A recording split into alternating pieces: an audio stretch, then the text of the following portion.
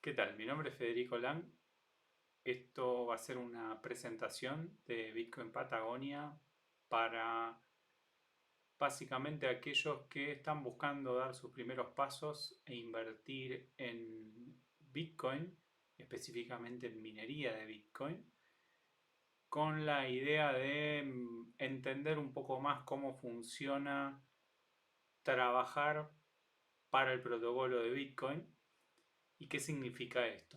Esto es una presentación introductoria y tiene como público objetivo aquellos que no conocen tanto de cómo funciona Bitcoin como protocolo, como asset, pero que están buscando de alguna manera participar en lo que es los data centers para minería de Bitcoin, que son un poco distintos a los data centers tradicionales o legados, los legacy data centers, y que están con ideas de hacer algún tipo de inversión en este tipo de negocio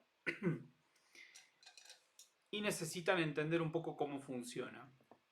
Entonces la idea es sacar algunas dudas básicas y fundamentales, entender muy básicamente cómo funciona el negocio. No vamos a revisar aquí en este video un caso de negocios puntual, un cash flow, un SAT flow, ¿sí? Les voy a dejar en el link de la descripción de este video las referencias para que puedan ver específicamente un análisis más en profundidad y en detalle de lo que sería un plan de negocios de BTC.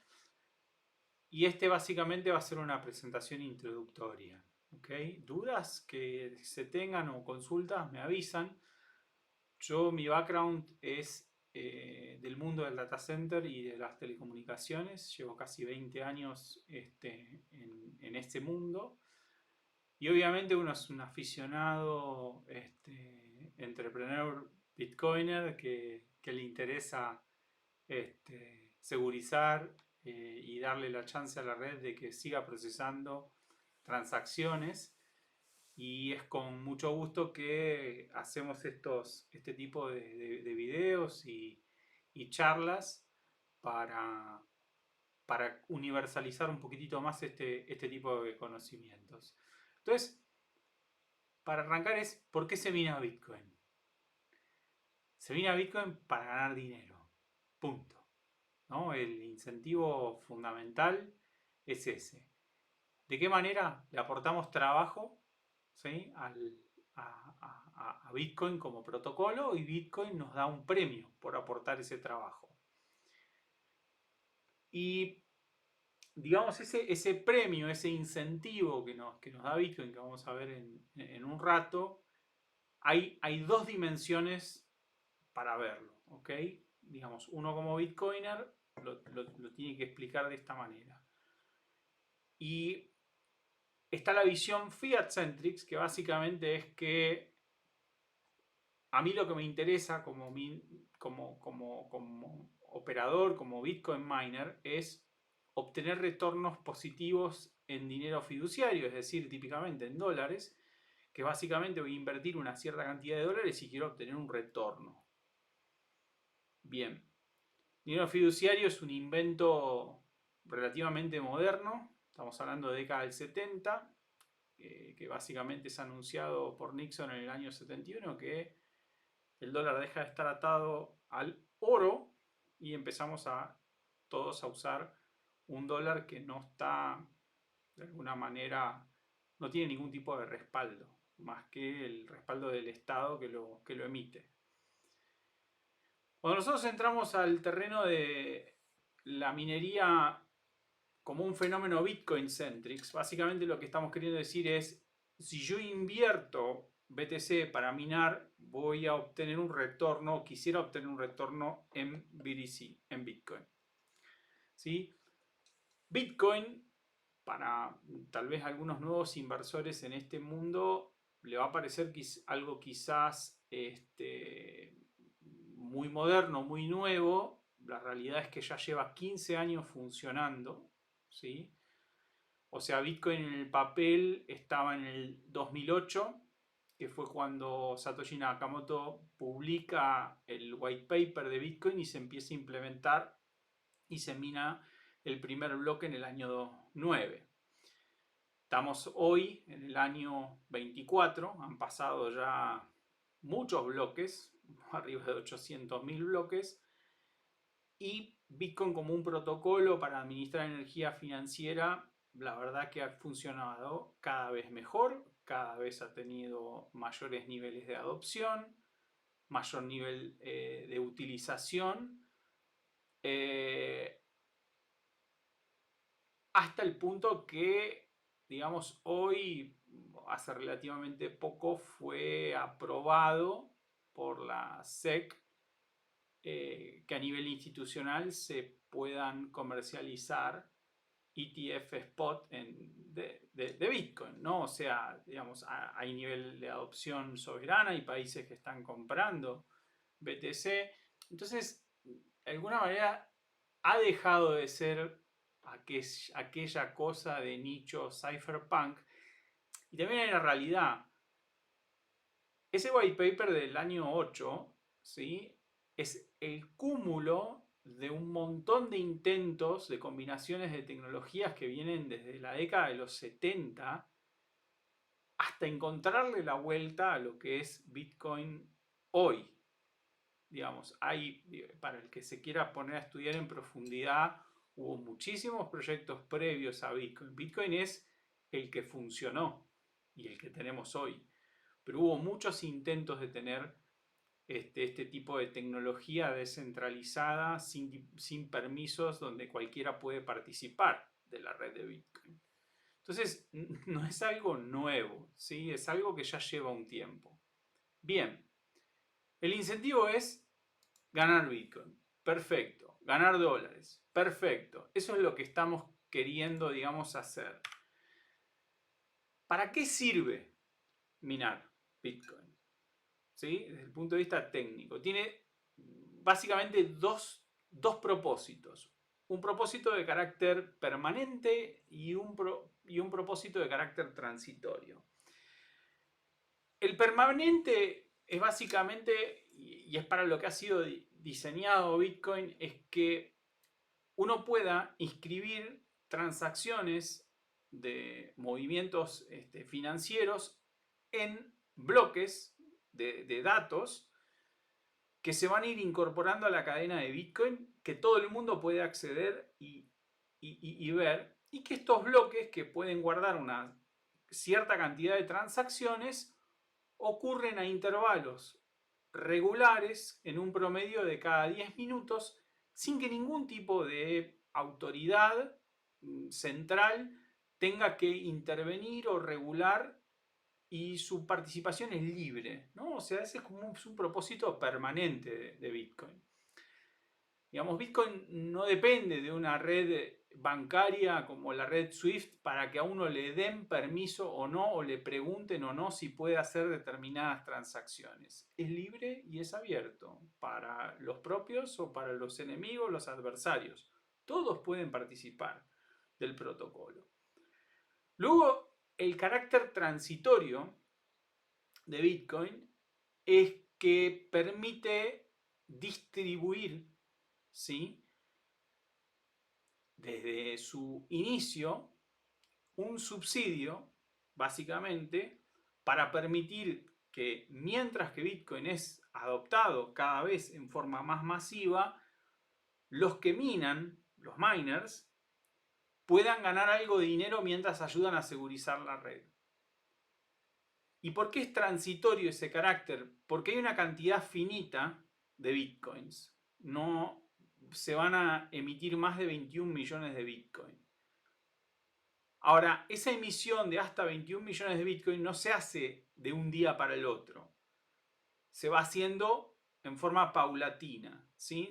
Primero se hacen emisiones de 50 Bitcoin por bloque, después de 25, después de 12,5, después con 6,25, después con 3,125 y así sucesivamente. Es una, digamos, es una sucesión que va y tiende hasta que se emite el último pedacito del último Bitcoin aproximadamente en el año 2150, ¿no? El famoso 2150. ¿Por qué se hizo así? Básicamente Satoshi lo que hizo fue pensar en, ok, al principio que nadie va a entender ni saber de qué se trata Bitcoin, vamos a darle a los que hacen las operaciones de minería y que permiten que el protocolo funcione y que los Bitcoins se puedan mover de forma segura, vamos a darle algunos incentivos. A medida que va pasando el tiempo, la hipótesis fundamental de Satoshi Nakamoto fue: van a empezar a ganar más dinero con los fees que van a cobrar para las transferencias que con el subsidio. Hasta que en un momento prácticamente los fees sean mayores que el subsidio. Y esto empezó a pasar hace un tiempo atrás, que empezaron a aparecer casos muy particulares donde los fees fueron más altos que el subsidio. Y a partir del próximo halving, que es un evento donde es ese evento que se reduce el subsidio, va a pasar a ser, digamos, todavía menor la cantidad de subsidio y mayor el porcentaje de fees en las transacciones, ¿no? Pero bueno, es importante entender que Bitcoin está diseñado para que funcione en carácter permanente, ¿sí? Y que la parte transitoria es meramente un incentivo para que cuando termine finalmente la adopción, que haya un arranque suave, ¿sí? De toda esa capacidad de minado subsidiada por esa emisión monetaria, que básicamente es lo que define a qué tasa, digamos, de inflación está expuesto el asset de Bitcoin. Los primeros 4 años fue una tasa, los segundos 4 años fue otra, y así sucesivamente. Bien, ¿qué es una cadena de bloques? Estos son dos conceptos que, digamos, para quien va a invertir en esto tiene que estar medianamente familiarizado. Básicamente una cadena de bloques o blockchain es un registro contable. ¿Qué es lo que hay en ese registro? El Bitcoin como tal, comunidad, digamos, hay muchos que tienen esta idea equivocada de que hay una base de datos, una tabla de Excel, en algún lado, que dice que Pepito tiene tantos Bitcoin, que Fulanito tiene tantos Bitcoin y que el otro Pepito tiene tantos otros Bitcoin. No funciona así. En la práctica, el Bitcoin como protocolo lo que registra y guarda son transacciones, ¿sí? Y estas transacciones de Pepito le mandó a Josecito tanto, Josecito después le mandó tanto a tanto, todas esas transacciones se van registrando en los bloques y existe un software que se llama Wallet, ¿sí? Billetera, que lo que hace es mastica toda la blockchain y dice: con estas determinadas llaves privadas que me permiten desbloquear estas transacciones, yo puedo hacer la suma de todas las que me entraron menos todas las que me salieron y el resultado es el saldo que yo tengo disponible para gastar. Muy explicado así, muy por arriba, ¿está? Básicamente la cadena de bloques, y me regalaron un libro el otro día para mi hija de 8 meses, que lo explica, tenía unos dibujos muy interesantes que se los estoy poniendo acá, que básicamente cada bloque es como, imaginémoslo como son como piezas de puzzles que se van pegando unas con las otras. Si yo quisiera alterar alguna de las piezas, ya no la puedo meter de vuelta adentro. Es decir, la copia de toda esa cadena reside en algo que se llaman nodos.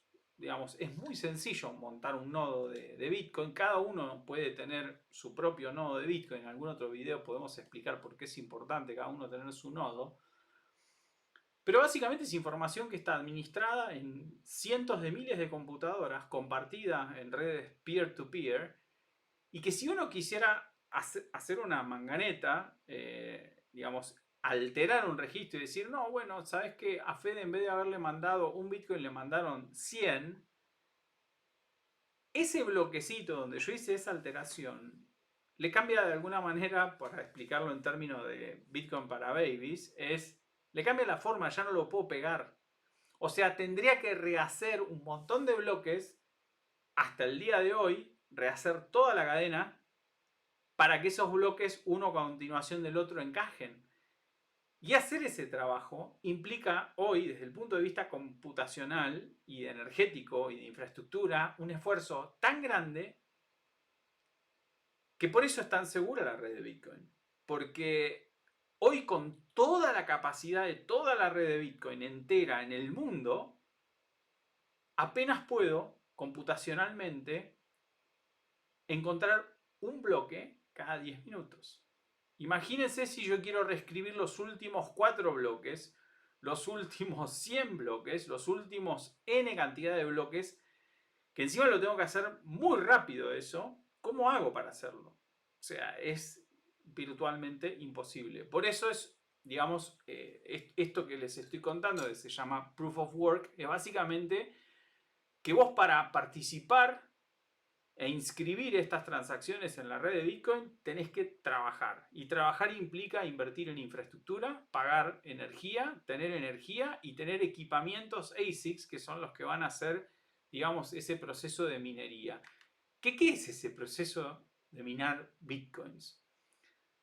La minería de Bitcoin la hacen unas computadoras especiales, ¿sí? Que se llaman ASICs. ¿Sí? El ASIC básicamente es un Application Specific Integrated Circuit, que básicamente es un circuito integrado que se desarrolló únicamente para hacer la tarea de, en este caso, procesar una función criptográfica que se llama SHA-256. ¿Sí?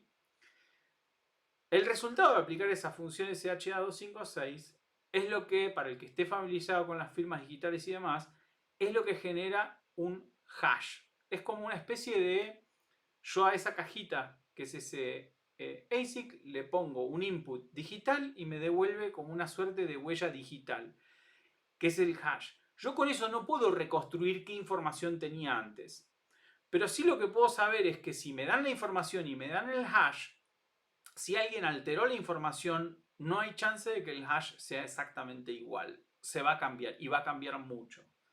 Entonces, esta particularidad de esta función SHA-256 es una de las, digamos, características más importantes sobre las cuales se erige la verificación y validación del protocolo de Bitcoin, porque básicamente el proceso de minado es tomar un bloque con la información de las transacciones de Pepito fueron a fulanito, la transacción de Menganito le pasó a Pepito tanto Bitcoin, toda esa información entra dentro de un bloque, se le aplica esta función SHA y esa da un resultado. ¿Cómo es que funciona ese resultado? Un poco acá para mostrarlo en este slide es, yo tengo acá, digamos, un hash genérico de 256 bits. Se lo apliqué a un poco de información que tenía por ahí y me devolvió este hash que es D mayúscula, D minúscula, 1, A, ¿no? Me tira toda esa porquería. Bien. ¿Qué significa, digamos, el Proof of Work de Bitcoin? Es que yo adentro de ese bloque donde tengo todas esas transacciones, ¿sí? De Pepito a Fulanito, hay parte de ese bloque dentro del encabezado que yo puedo modificar la información y volver a intentar. O sea, le aplico de vuelta un SHA-256. Modifico de nuevo, le aplico otra vez, modifico de nuevo, le aplico otra vez. Cada vez me va a devolver un hash distinto. Eso que estoy modificando se llama nonce, ¿sí? Nonce. Y el nonce, básicamente, es ese espacio de bloque que yo voy a ir alterando con el objetivo de obtener un resultado de hash, o sea, en vez de este que está en rojo, acá arriba, obtener este que está en verde, que fíjense que arranca con una cantidad enorme de ceros y después un número. Esto es un número, ¿ok? Yo para poder llegar a encontrar esto, tengo que hacer estadísticamente, tengo que hacer tanta cantidad de iteraciones, tanta, que básicamente necesito lograr que toda la red de Bitcoin en su conjunto, en el momento de hacer este slide estaba en 440 exahashes, la capacidad total, que tendría que utilizar, siguiendo este ejemplo, una capacidad de 440 exahashes, es decir, ese número brutal que está ahí adentro de hashes por segundo, ¿sí? Para poder encontrar un hash de estas características. O sea, necesito montones de miners haciendo tiki, tiki, tiki, tiki, tiki, probando, probando, probando, hasta que ¡pac! Uno lo encuentra con la información que tenía y dice, che, acabo de encontrar y descubrir el bloque. En realidad lo que hizo fue encontrar el nonce que permite que con el SH256 dar, digamos, ese hash que está ahí. Ahora, ese hash que arranca con una enorme cantidad de ceros, estos ceros, ¿cómo se definen? Hay un parámetro en el protocolo de Bitcoin que se llama dificultad de minado. Esa dificultad de minado se va alterando en periodos de 2016 bloques. Esto es definido así por Satoshi. Que esos bloques, ocurriendo en un promedio de 10 minutos, básicamente cada 2 semanas hay un ajuste de dificultad que puede ir para arriba, o sea, hacerse más difícil, o para abajo, más fácil. ¿De qué depende? De si los bloques ocurrieron cada 10 minutos, menos de 10 minutos, la dificultad se sube, porque quiere decir que los bloques están saliendo muy rápido. Entonces el protocolo automáticamente hace un ajuste.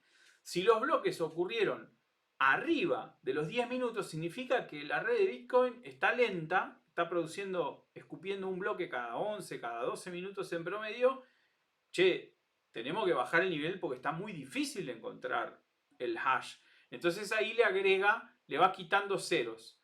¿Está? Lo que hay que entender de aquí, de este concepto que es clave, es que hay algo que se llama dificultad de minado, y esa dificultad de minado la define el protocolo y va cambiando cada 2 semanas. Y que uno, como minero, tiene una capacidad definida de procesamiento de hashes por segundo. Fíjense, hoy un equipo comercial está entre 100 de los más normales, entre 100, 110, 120 tera hashes por segundo. Un equipo solo. ¿Sí? Del tera pasamos al peta, del peta pasamos al hexa. ¿tá? Y la red de Bitcoin tiene en este momento hoy está cerca de los 500 exahashes aproximadamente. Bien. ¿Cómo se descubre el nonce? Básicamente, véanlo de esta manera. Es un proceso de que por fuerza bruta yo empiezo a hacer, imagínense un candado gigante que tiene, en vez de 4 rueditas o 3, tiene trillones de rueditas, que yo tengo que ir girando todas las combinaciones, digamos, de ese candado hasta que lo logro desbloquear. El miner lo que hace es eso, es un proceso de fuerza bruta donde está probando, probando, probando, probando, probando hasta que ¡pum! Encuentra el hash menor que el grado de dificultad de la red. La máquina hace esa estupidez. Ahora, la máquina tuvo que hacer un montón de trabajo, la máquina, la red de máquinas, el pool de máquinas, que todos juntos sumaron fuerzas para después cuando alguno del pool encuentra repartirse el premio entre todos, tuvieron que sumar toda esa fuerza hasta que encontraron el hash. Ahora, yo como Bitcoiner en mi nodo, yo tengo una copia del blockchain, de la red completa, de todos los bloquecitos. ¿Cuál es el esfuerzo que yo tengo que hacer para verificar que nada de esa base de datos tipo blockchain haya sido alterado? Alcanza que una vez, solamente una vez, yo ejecute la función SHA-256 sobre la información de ese bloque para que mi nodo diga, che, el bloque está perfecto. Si yo tuviese que descubrir ese mismo hash sin tener el nonce, tendría que tener la capacidad entera de la red de Bitcoin durante 10 minutos para producir un nuevo bloque. Fíjense lo importante que es de la manera en la que está atrapada esa energía en esa cadena de bloques, ¿no? O sea, le da una gran seguridad. Bien, entonces el incentivo para hacer todo esto básicamente es que una vez que vos como miner, como hasher que está aportando esa capacidad a un pool, encontró el pool o tus miners encontraron el nonce, ya está listo el bloque, mandan el bloque a los demás nodos y una vez que, digamos, está ese bloque nuevo y se le encadena otro bloque siguiente, el miner, dentro de todas las transacciones que pone, coloca una transacción de Coinbase donde básicamente se paga el subsidio.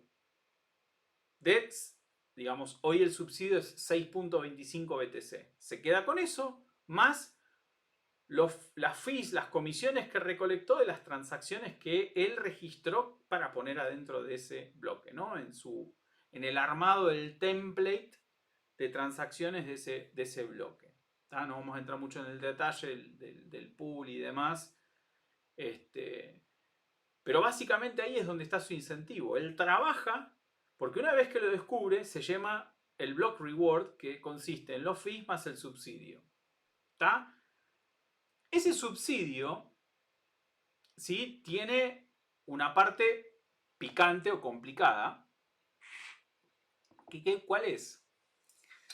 Satoshi, cuando diseñó el white paper y cuando se implementa el protocolo Bitcoin en las primeras versiones, está definido que hay algo, un evento que se llama halving, ¿sí? Halving, cortar por la mitad, que ocurre cada 210.000 bloques, ¿sí? Estos son 4 años, donde ese subsidio que recibe el miner, que en la primera época, en el primer ciclo de minado eran 50 Bitcoin por bloque, o sea, cada 10 minutos tenías 50 bloques, 50, perdón, Bitcoins. Después en la segunda era tenías 25, después tenías 12,5 y ahora tenés 6,25, ¿no? Que es en esta época que va a terminar en abril de este año, ¿no? O sea que se terminan esos 210.000 bloques. Y va a pasar de 6,25 a 3,125. Cae se achica más. Y es un evento muy importante porque fíjense que el miner, que digamos, construyó el data center, puso toda la infraestructura, tiene los contratos PPA con el distribuidor o con el que le vende la energía, tiene toda esa infra, tiene la inversión que hizo en el equipamiento ASICS, tiene todo eso y de un minuto al otro, cuando pase del bloque, digamos, 210.000, digamos, después de la época anterior, el subsidio se corta por la mitad. O sea, va a pasar a 3,125. Es un evento terrible, digamos, desde el punto de vista de del cash flow que tiene el miner, ¿no? Entonces, ¿por qué? Porque aplica una restricción importantísima en los ingresos, los corta por la mitad. Este es el halving, ¿no? Que son cosas de vuelta.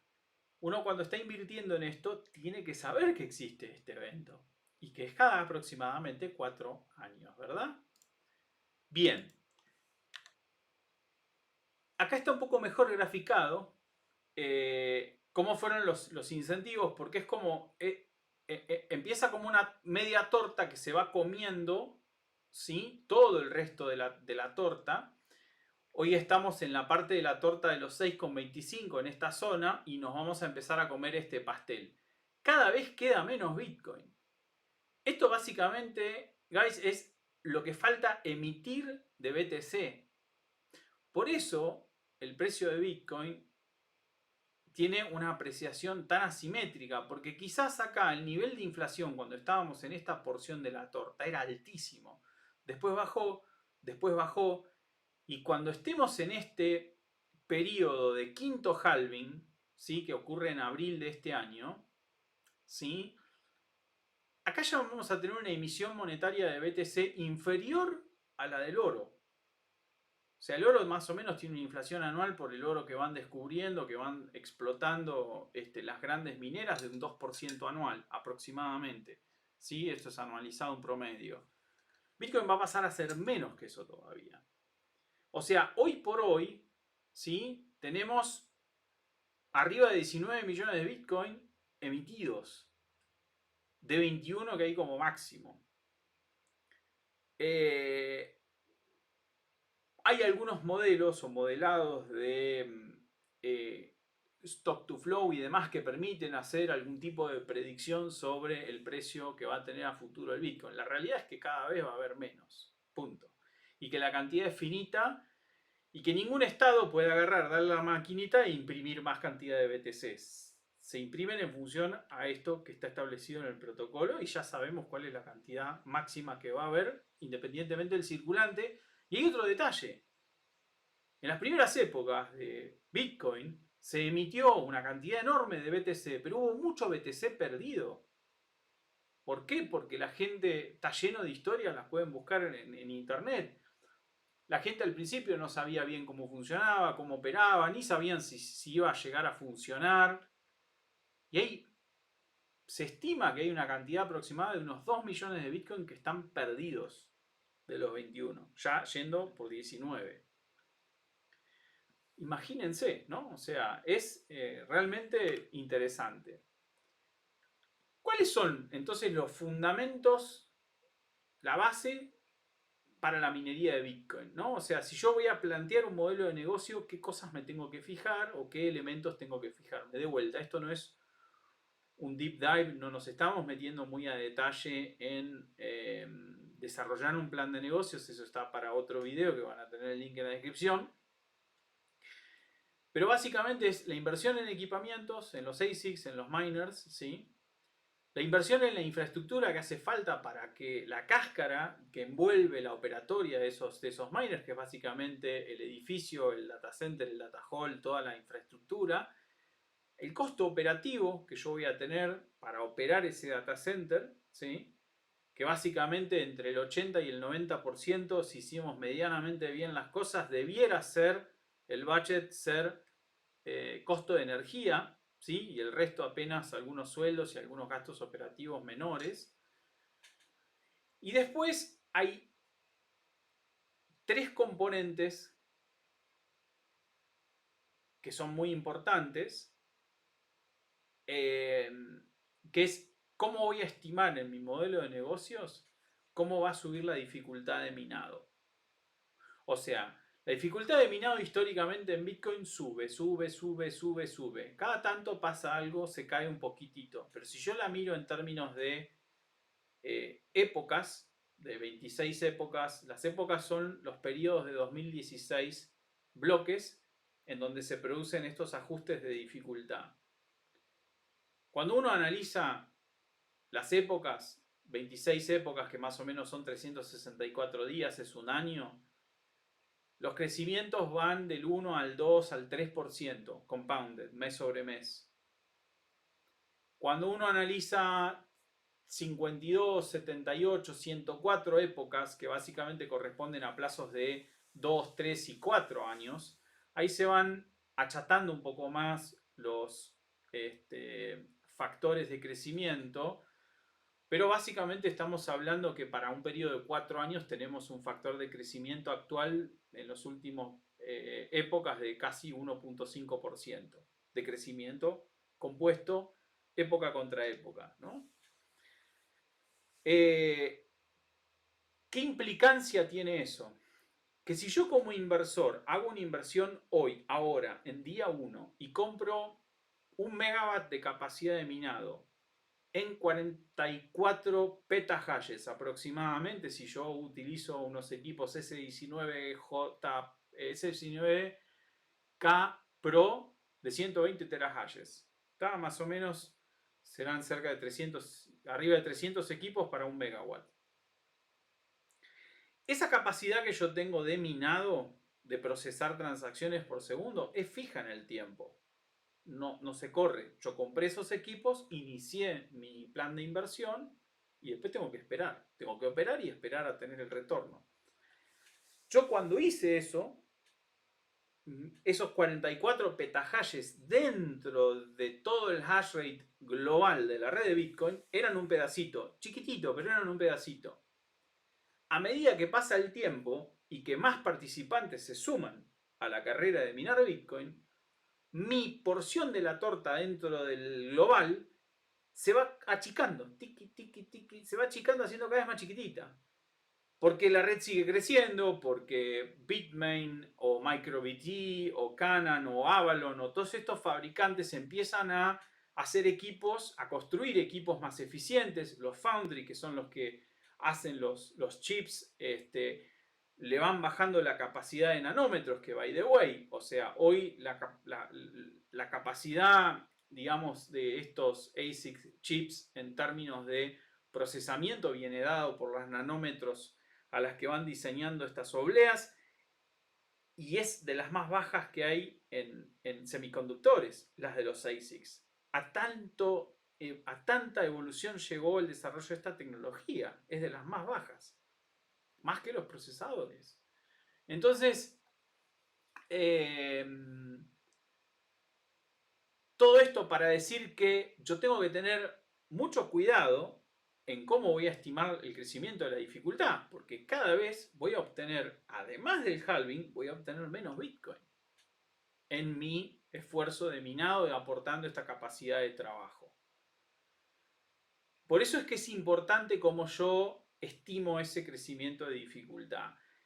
Segundo, una estimación de cuál va a ser el precio del Bitcoin al final de cada ejercicio que yo defina, ¿no? Típicamente los ejercicios se definen para operaciones de minado entre los 2, 3 y 4 años.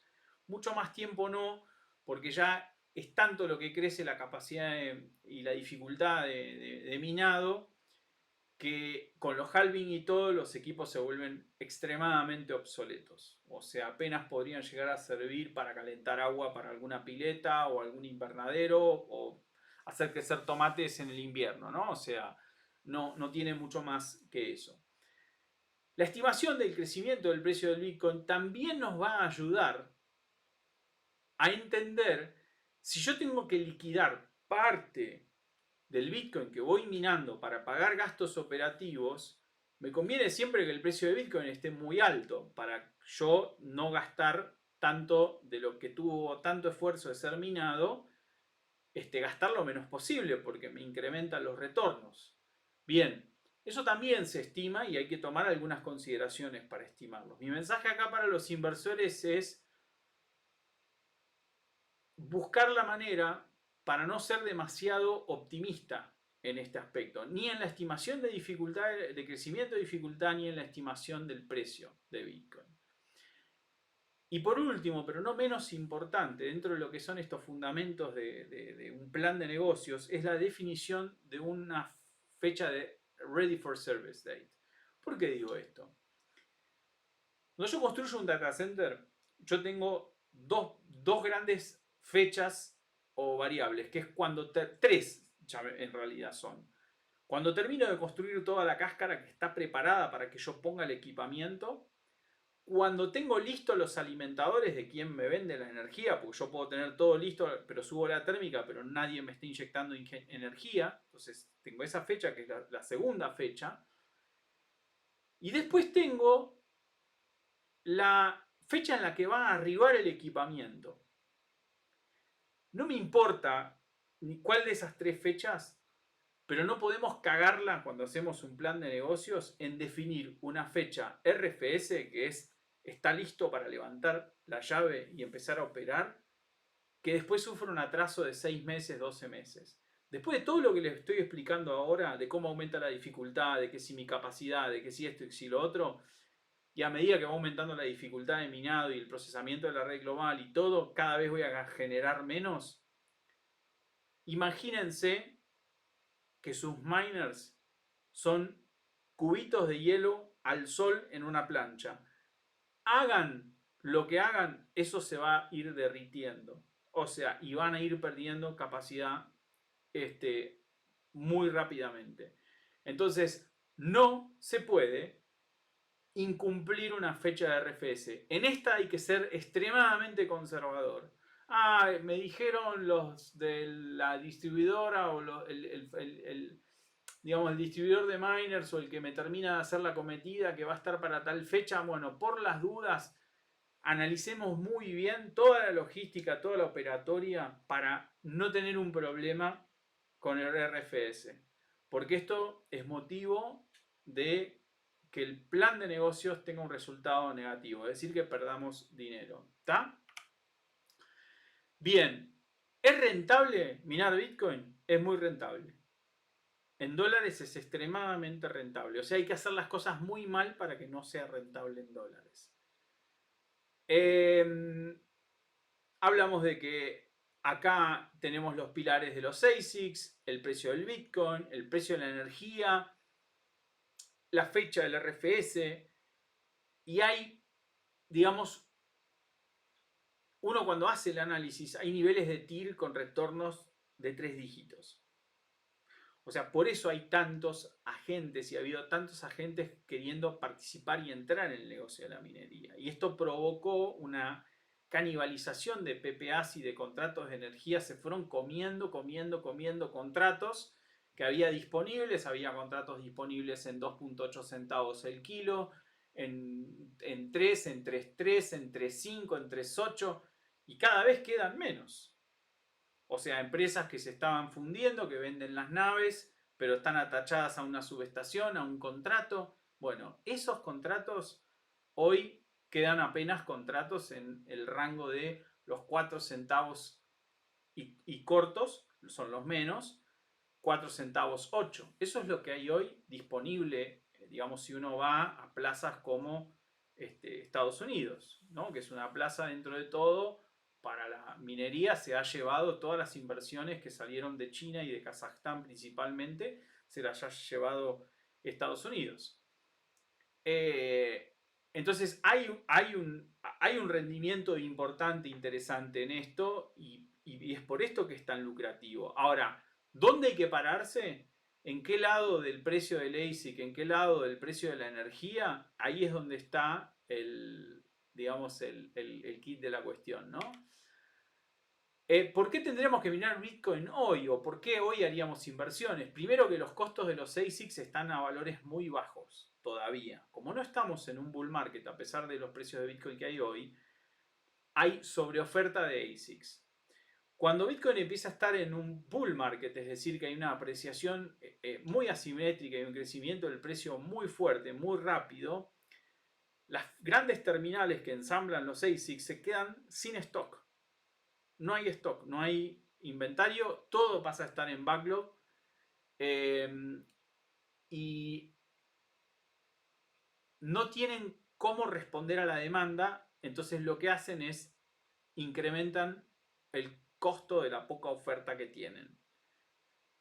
¿Cuánto lo incrementan? Y hemos visto ASICs que llegaban a vender entre 12 y 14 mil dólares y que después en el pleno bear market ese mismo ASIC sin tanto aging se vendía en menos de 3 mil dólares, 2 mil dólares, llegando a 1.600, 1.800 dólares. Ese es el verdadero costo de fabricación del equipo. ¿Tá?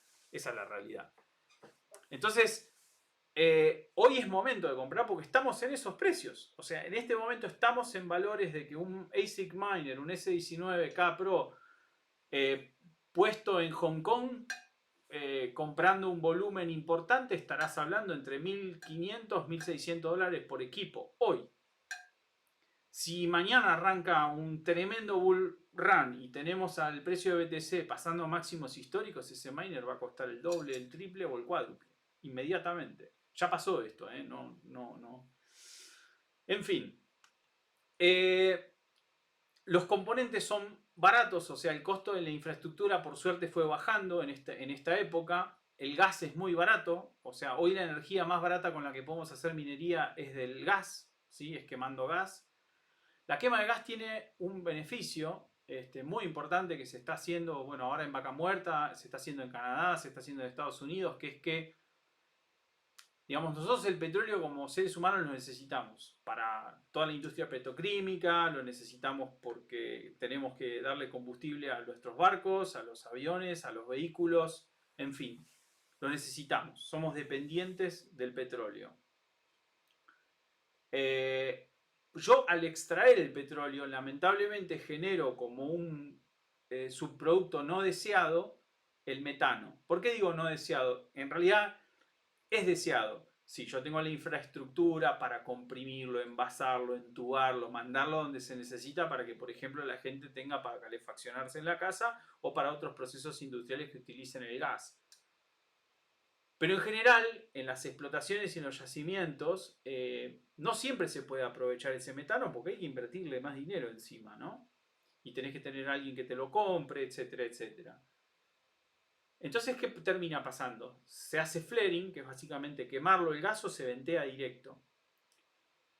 Y como gas de efecto invernadero, el metano es extremadamente, digamos, nocivo y es muchísimo más peligroso que el dióxido y el monóxido de carbono. Es extremadamente más nocivo. Entonces lo que está pasando hoy, que es algo novedoso y hay empresas interesantes en el mercado que están, digamos, dedicando sus tecnologías, Curso Energy, Unblock acá en la región, para mitigar estas emisiones. Entonces básicamente con algo que es un desecho, están utilizándolo para convertirlo en energía eléctrica y minar Bitcoin con eso a un costo de energía muy barato, porque es conveniente para todos, ¿no? Para las petroleras, porque dejan de generar emisiones tan complicadas, y por supuesto para la minería de Bitcoin, ¿no? Para otro factor que también es interesante esto es para todas las instalaciones de energías renovables que se han hecho, que lamentablemente, si bien son tecnologías verdes, uno tiene una gran cantidad y capacidad de generación de energía solar en un momento donde no necesitan energía. Entonces, ¿cómo yo hago que esos proyectos se viabilicen? Necesitan a alguien que se las consuma esa energía. Porque en una gran parte del tiempo no la van a necesitar, porque están generando en un momento que nadie la consume y no tienen medios para almacenarla. En esto ayuda la minería, porque básicamente vos construís infraestructura y le vendés la energía a Bitcoin, ¿no? Al protocolo. Entonces tiene, digamos, impactos hasta medioambientales, ¿no? Y esto es poco conocido porque las narrativas siempre van en contra, ¿no? Como que no, es algo malo. Y en definitiva es algo muy bueno, porque está ayudando a mitigar emisiones. O está ayudando a viabilizar proyectos de energías renovables que antes no se podían sostener financieramente, ¿no? Súper interesante, ¿no? Es un momento único para lanzarse hoy a un proyecto de estas características. Entonces, para describir, digamos, básicamente habría que describir los negocios o los proyectos, los planes de negocio de minería, yo los entiendo en tres niveles, ¿no? Que el primer nivel es quien vende la energía, ¿sí? O sea, yo tengo acceso a un parque de paneles solares, de eólicos, de una combinación de gas de venteo, gas de pozo, gas de planta de tratamientos de residuos sólidos que emiten metano, también altamente contaminantes, y tengo la capacidad de utilizar eso, ¿sí? Incluso de funcionar. Fíjense esto, yo podría, y esto obviamente depende mucho del mercado eléctrico de cada país y de cómo está regulado, pero Bitcoin es un consumidor nato de energía y que te paga esa energía. ¿Cuánto te puede pagar? Y te paga poco, no es un buen pagador de energía. No es procesamiento para inteligencia artificial que puede pagar valores absurdos de energía e igual seguir siendo un negocio. Bitcoin paga niveles bajos de energía. Y cuando digo bajos es para que un halving no te parta al medio y para que un bear market no te parta al medio, no podés estar pagando arriba de 4,5 centavos de dólar por kilowatt hora, si no te fundís. Estás más tarde o más temprano, te vas a recontra fundir. Podrías pagar un poco más, hay que analizarlo, hacer las cuentas. El Excel que les hablaba después. El famoso SATFlow. El primer nivel de negocio es venderle energía. O sea, ser el armador del negocio, el que vende la energía. ¿Sí? Y se la vendes al protocolo, directamente, a quien quiera minar. ¿Sí? Entonces le vendés en media tensión, en baja tensión, la energía. Y quizás a vos el costo de producir esa energía, vos tenés un comprador sí o sí. Sí o sí vas a tener un comprador de energía porque le vas a vender energía al protocolo de Bitcoin. Esto te permite desarrollar un montón de proyectos sobre la base de que mínimamente tenés un costo base que sí o sí te van a pagar. Con un contrato de X sí o sí te lo van a pagar. Y podés encontrar un arreglo de forma tal de que vos desarrollar esa infraestructura para pagar. Fíjense el concepto cómo está cambiado de lo que es la realidad hoy en el mercado eléctrico y lo que te permite hacer Bitcoin. Vos hoy, para satisfacer demandas, digamos, instantáneas de una capacidad que hoy no tenés de generación, se tienen que construir plantas pickers. Típicamente son plantas a gas que cuesta mucho dinero construirlas y las vas a pagar para que estén paradas. En todos los países hay esto. ¿Cuándo van a entrar esas plantas en funcionamiento? Cuando haya algún problema, porque una línea de transporte de alta tensión sale de servicio, se desconecta una región, se apagó por un problema algún gran generador, alguna represa, hubo algún problema. Simplemente hubo una sobredemanda por una hora polar, o porque hubo demasiado calor, o porque a las 10 de la noche jugaba Argentina versus Chile, estaban todos conectados viéndolo, con el calor al mango, justo se sobrecalentó todo y se fue toda a la miércoles. Entonces ahí, en vez de tener centrales picker que salen carísimas, trasladarlas a la tarifa, vos lo que haces es construir infraestructura que sea utilizada para minar para Bitcoin, que te pague la energía, y le haces un contrato que los gringos en Texas lo hicieron con ERCOT, que son contratos de demand response, se llaman. Entonces vos básicamente te pagan por apagarte. Vos consumime toda esta energía a este valor.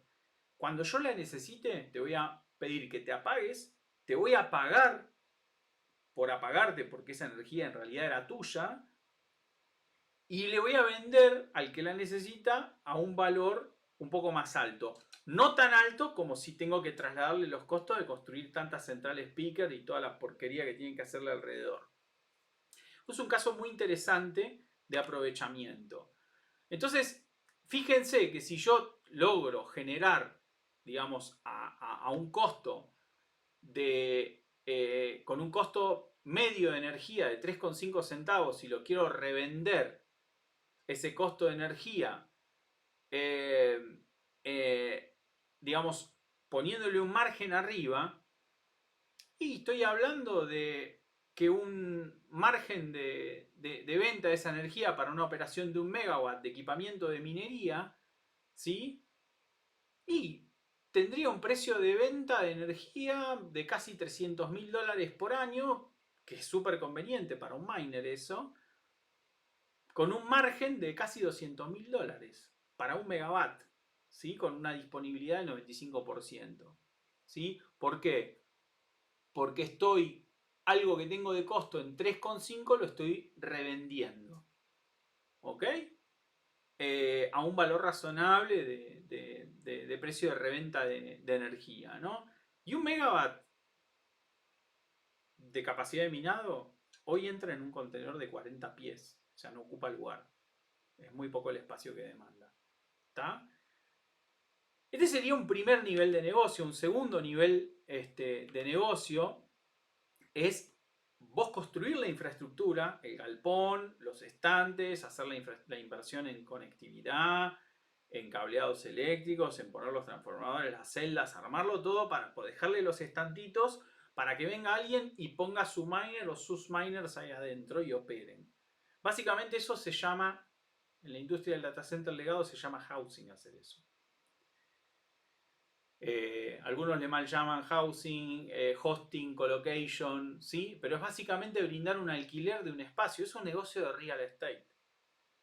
En donde yo lo que voy a hacer es subirle mi rentabilidad que tengo del nivel 1, le agrego la del nivel 2, que es básicamente transformar el CAPEX de construir todo eso, de dejarlo pronto, en un costo operativo donde le subo algunos centavos de dólar al kilowatt hora que ya vendía originalmente, con la idea de recuperar esa inversión de infraestructura en 1, 2 o 3 ciclos de minado. Acá tenemos algunos números, ¿no? El precio de housing típico, las rentabilidades que deja. Por cada centavo de kilowatt hora que yo le pongo, digamos, arriba al precio de reventa, en el año por mega le gano, fíjense ahí, $83.000. ¿Sí? El negocio más importante hoy de minería de Bitcoin está en el housing. ¿Tá? Y como tercer nivel de negocios, lo que podemos hacer es, y con esto vamos cerrando, es sumar al nivel 1, al nivel 2 y al nivel 3, que es 1, ser el que mina. ¿Ok? No necesariamente tengo que sumar los dos anteriores, pero es básicamente uno es el que compra el equipamiento de minería y lo pone a trabajar para generar el Bitcoin que después en un momento determinado va a ir a vender para lograr los retornos de inversión. ¿Y cómo funciona? Bueno, esto es, y con este slide vamos a ir cerrando, esto es un dashboard de el Bitcoin Mining Satflow que hicimos en Bitcoin Patagonia, que básicamente muestra una tabla de resumen, que dice que para poner un megawatt de capacidad de minería de 44 petahashes, ¿sí? Más considerando la inversión en equipamiento, comprando en Hong Kong, trayendo los equipos, instalándolos en una infraestructura existente, porque en este caso es un marginal, o sea, aplicaría para un nivel 3 pagándole a un nivel 2, ¿sí? De negocios, a un hosting, pagando 4,5 centavos de dólar el kilowatt hora con unas variables de la dificultad que crece época contra época de 1.5 y el precio del Bitcoin en 1.45, que son los datos que están a la derecha en azul, yo podría minar, arrancando el 1 de marzo de 2024, podría minar 15 Bitcoin el primer año, 25 Bitcoin en el segundo, 31 Bitcoin hasta el tercero y 36 Bitcoin hasta un cuarto periodo, que ya tendríamos el otro halving, ¿no? El que corta por la mitad los 3,125.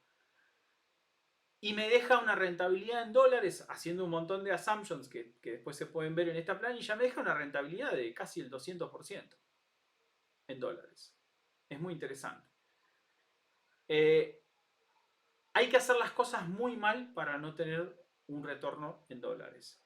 Ahora bien, dicho esto, para quien está escuchando esto y en realidad no quiere agrandar su problema de dinero fiduciario, sino lo quiere reducir y quiere tener retornos en Bitcoin, lo que tengo para decirle es que está en la planilla Bitcoin Satflow la simulación para que si uno invierte su stack de Bitcoin, si obtiene un retorno de inversión en Bitcoin. Y lamentablemente debo decirle que tengo malas noticias y que es muy difícil lograr un retorno de inversión en Bitcoin. En dólares es pan comido. En Bitcoin es muy complicado lograrlo. Pero bueno, eso lo vamos a dejar para que se pueda ver en los otros videos. Esto hasta acá ha sido esta presentación introductoria, muy por arriba. Hay mucho material, hay mucha información al respecto. Los invito al que me quiera contactar para hacerme alguna pregunta. Estamos siempre disponibles con Bitcoin Patagonia para el que quiera informarse un poco más y tener un poco más de precisión a la hora de hacer estas simulaciones y modelar un poco los ingresos que uno podría tener por dedicarse a un proyecto de minería. Muchas gracias.